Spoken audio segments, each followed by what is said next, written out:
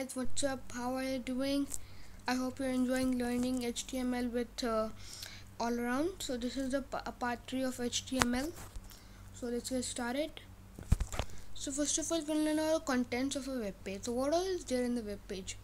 There's the title, navigation bars, area of the content, like whatever comes in the body tag, that is the area of content, the information about it. It can be text, images, videos and sounds, because these four can give any information. Of course, the title gives information, but not as much detailed as the area of content. So what is wireframe? A wireframe is a simplified diagram of a web page that shows content, navigation and images. So when you make a website, you don't just make it like directly. You have to think, plan, so that your website is good, because users almost take 10 seconds to realize that to be on this website or no. So to be creative and neat, and the work you do is should be neat, so that the users can understand it easily. So in the wireframe, for example, the images are like in a big rectangle and put a X. Text is in gray lines and the subtitles are in dark the black lines is highlighted in black. So you can see the wireframe for the New York Times website, and how does it look like. So you can even design for your own website and see, does it look better than this, or like, do you think your website is quite good? Next, now there are many points to be considered when you're creating a website. So first of all, the purpose. Is a website for business, information, advertising, personal use or education? Of course, for each of the things you have to put different content. For business, there are many graphs, information, just text or images. Advertising, text, images, like creative, people can read it easily, not much text. Personal use, you can do anything you want. Education, of course, there will be like books or ebooks or anything your website is targeting. Now audience, with the website targeting, if the audience is kids, of course you won't push such as Wikipedia. That is so much information, kids can't of course do that. And kids should have like colorful information.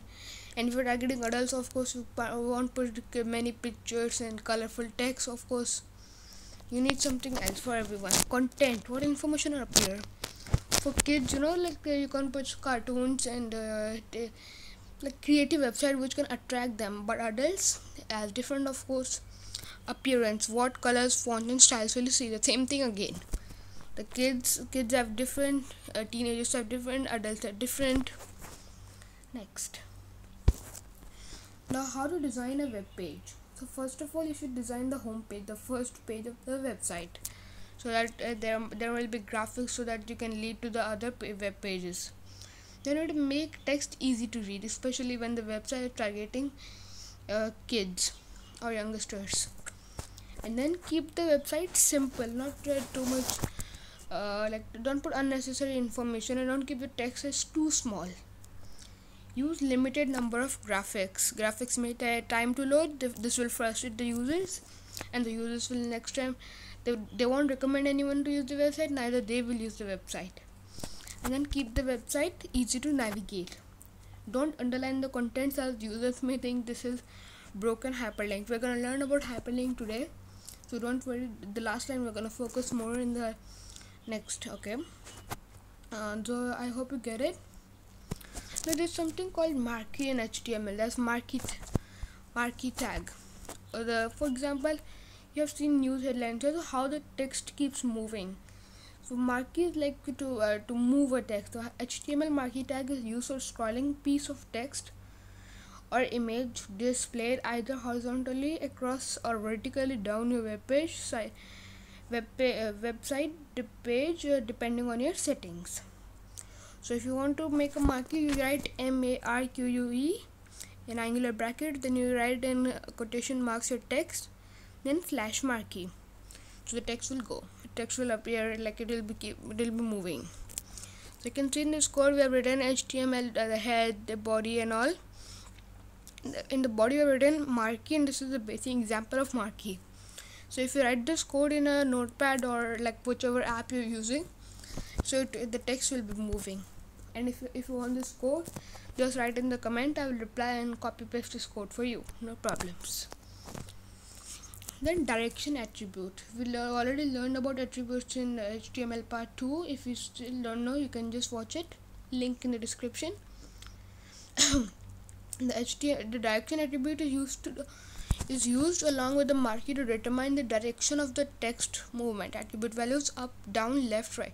So where do you want your text to go exactly? It can go up, down, left, right. So if you write marquee direction equals to, and then up the text, and then slash marquee, so it will appear, it will be moving up. So in this code, even if you want this code, I can give you, just write in the comments, copy paste, you'll get it, sure. Next, then there are hyperlinks in HTML. HTML links are called hyperlinks. You can click on the link and jump to another document. So when you move the mouse over link, the mouse arrow turns into a little hand. The link does not have to be text, it can be image or any other HTML element.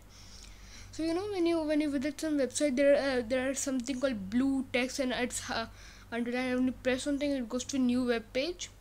So that's what is called hyperlinks. So you already learned here, so I'll show you.